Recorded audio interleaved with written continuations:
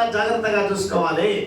దేవుని మందిరంలో గొప్పతనము, దేవుని మందిరంలో ఉన్న ప్రేమ, దేవుని మందిరంలో ఉన్న ఆప్యాయత, దేవుని మందిరంలో ఉన్న ధన్యతలు, దేవుని మందిరంలో ఉన్న ఆశీర్వాదాలు, దేవుని మందిరంలో ఉన్న ఆ విడుదల, దేవుని మందిరంలో ఉన్న స్వస్థత, దేవుని మందిరంలో ఉన్న మంచితనము మనకి ఈ రోజు చూపించబోతున్నాడు. చప్పలు కొడుతూ దేవుని మహిమపరచాలి. గట్టిగా గట్టిగా గట్టిగా గట్టిగా హల్లెలూయా చెప్పాలి. హల్లెలూయా మరొకసారి చెప్పండి గట్టిగా హల్లెలూయా.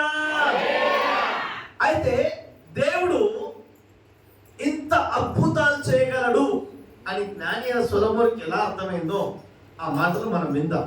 ఆయన ప్రార్థన చేస్తున్నాడు, మందిర ప్రతిష్ట ప్రార్థన చేస్తున్నాడు. మందిర ప్రతిష్ట ప్రార్థన చేస్తున్నప్పుడు ఒక 6-7 శాఖలను నేను తీసుకొని వచ్చాను మీకోసం.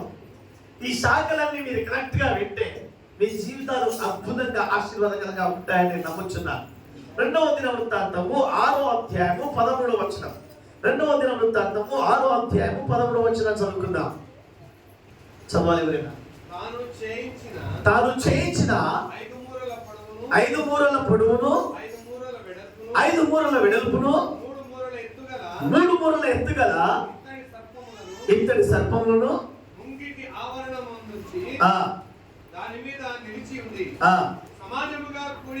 సమాజముగా కూడి ఉన్న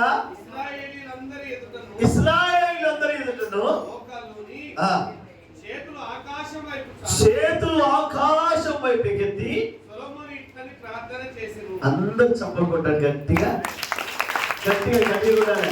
గట్టిగా హల్లెలూయా హల్లెలూయా హల్లెలూయా. దేవుని మందిరంలో ఉన్న గొప్పతనం ఏంటో ఇక్కడ మనం చూడగలుగుతున్నాం. దేవుని మందిరంలో ఇశ్రాయేలు ఎదుట ఇశ్రాయేల్ ప్రజలు వచ్చి